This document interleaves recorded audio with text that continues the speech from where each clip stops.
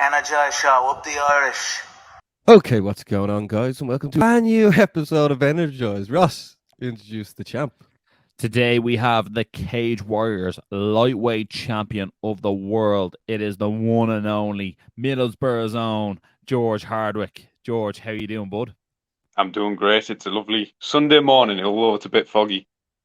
It is a lovely Sunday morning. All the hard training's finished. Just chilled. Gonna go to Saltburn, which is a local seaside town. Hopefully the fog clears up. What are you going to do there, George? Mooch about. Have some coffee. Have a daft laugh in that. Normally it's a fish and chips and ice cream type place, but not this close. Who are you bring with you? Pardon? Who are you going to bring with you to a Fishburn? Saltburn. Saltburn. Sorry, I was thinking of the fish and chips. Just my girlfriend. Fishburn. For people tuning in right now, Cage Warriors 147 Unplugged is this Sunday, the 20th of November. George Hardwick is headlining the card. He's taking on Chris Bungard for the lightweight title. George, you must be excited. Absolutely, yeah. This is, ever since the last fight, this is what I've been on about. Perfect timing is to get one more fight towards the end of the year, wherever that is. And this kind of just came out of nowhere. It was about 4 weeks before the fight date. Weight's coming down. I'm feeling sick, feeling really fast in training. I'm like, I'm kind of peaking and there's no fight. Should I be worried? And then it was the next day. We go to strength and conditioning. Harry's Corsa breaks down. Just as I get my license, our kind of shared car is just broke down and it's died.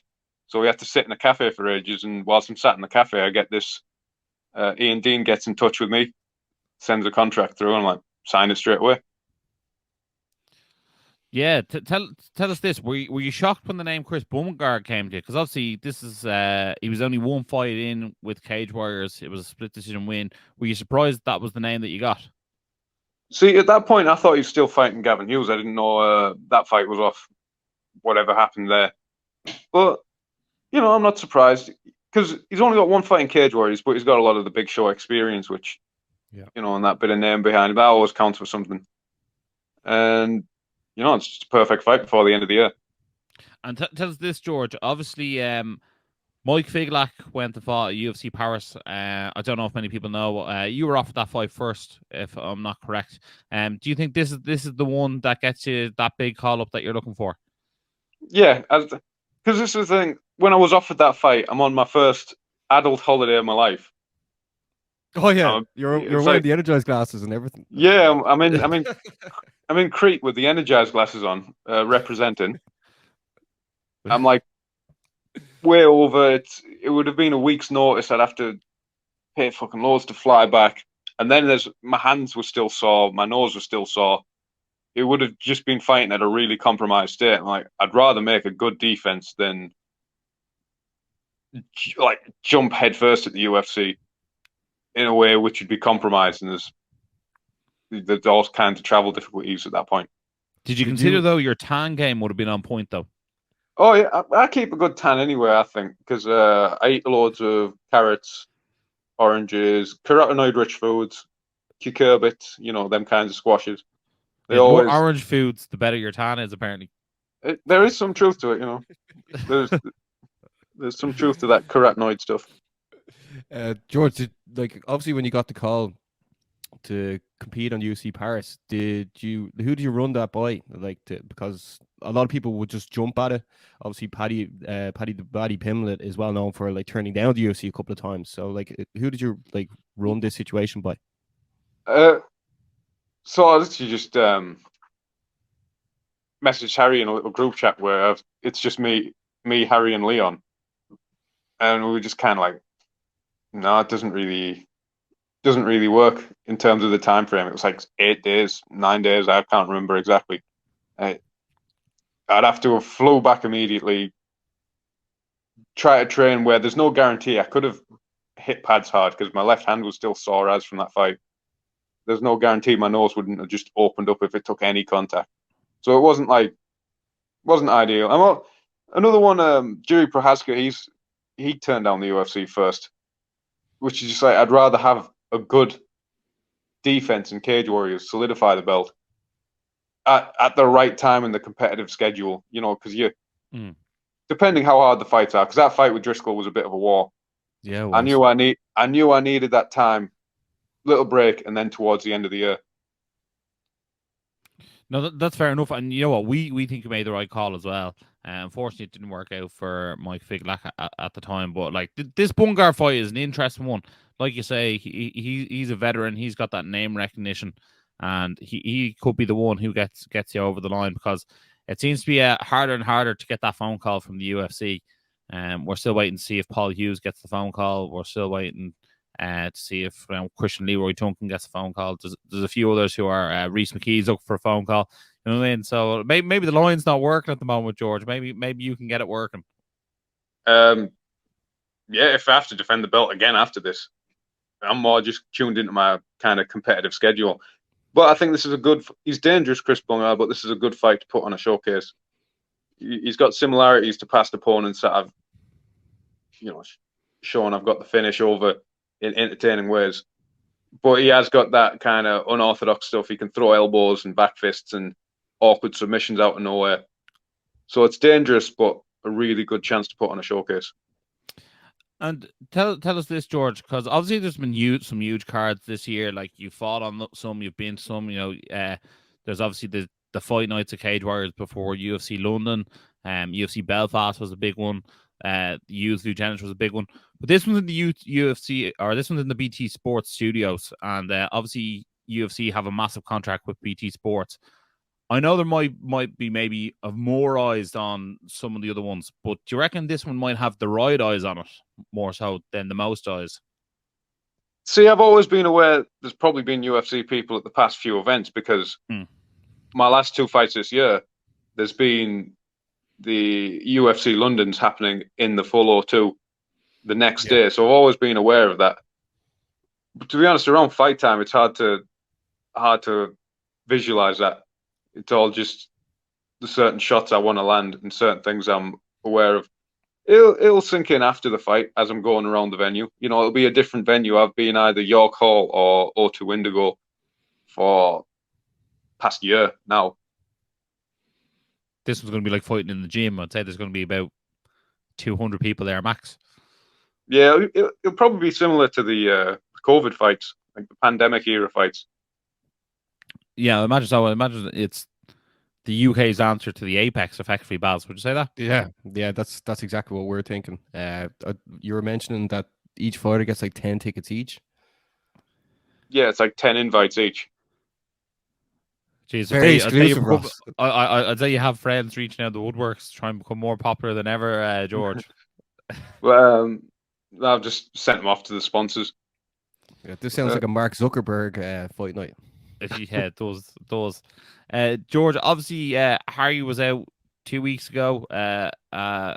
Cage Warriors 145. He beat Steve Aimable. Tell us, how impressed were you with Harry, and is he the next man up for that featherweight belt? Because we seem to think so.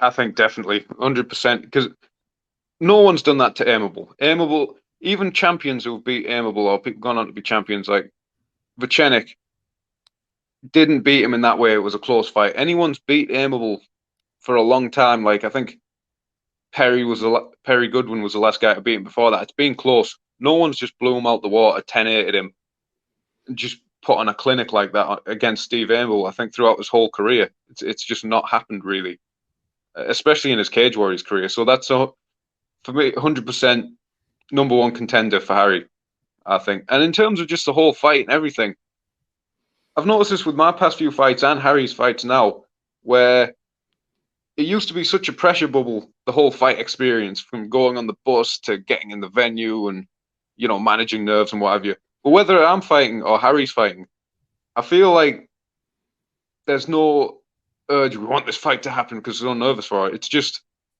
the whole experience is fun. It's almost like a really, really hard training session. Either of us is fighting. It's and then after the fight, it wasn't like, yeah, he's won. It was just, I know if it was a back and forth fight, there'd be more of those like emotions in it, like when he fought in Doi. But I think we've just got the process so geared down now. Yeah, from the outside looking in, it looks like you guys are just proving your fight against Kyle Driscoll. We did the face-off for, and then watching it there at the event, you just seemed like you stepped up another level. Harry even competing at Cage Warriors Belfast, to there competing at 145. You look like you improved again. It just seems like you lads are just getting better and better and better, and like, who knows where you're going to be in 2023. For Harry, like, obviously we're talking about the featherweight division. Paul Hughes got that win against Jordan Vucenic, and probably one of the like that fight was up there with one of the fights of the year, with yourself against Kyle Driscoll and Reese McKee against Justin Burnson. But do you think if Paul goes to the UFC next, which is looking very likely, who do you think Harry could fight for the title or potential interim title? I'm not sure, because in terms of the contenders or people who were champs, you know, he's just beat Aimable. You know, Charrier's there, but he's off 2 losses, and if he beats, he's fighting on your card. Yeah, and even if he beats this guy, it's like he's not some massive name in the division. There could potentially be like some US fight, you know, some ex-UFC guy like Wilson Hayes fought. He fought featherweight in his last fight. I don't know if that was like a compromise or if he's wanting to be a run at featherweight, what have you. But it could be someone like that. There's a fellow we had on the show, and I think he's 2, if not 3-0 on Cage Warriors in the US series, called Damon Wilson. He's called the Nomad. He lives in a I don't know, I'm going to call it caravan, but a mobile home, and he travels around the States training. So that could be an interesting one. He's an interesting character, you know what I mean? I don't know if I go as far as say as interesting as Harry, but he's definitely an interesting character. George, just tell us about the performance. Sorry, Ross, yeah, about a rematch against Pasquale. Yeah, that could be sick. That could be sick. Although, like, Harry might get annoyed Dean if he has to fight Pasquale again, because he said he didn't want to fight any more hard people. Yeah, but if they put that in Italy, and then 5 rounds as Ken well. Lockran's looking for that title shot against Margatoni, that could be 2 titles in one night in Italy. Yeah, I would definitely game ball for that, and the Parmo over in Italy would be through the roof. Yeah, jeez, imagine that Italian Parmo, George. Well, Pasquale was interested in the Parmo.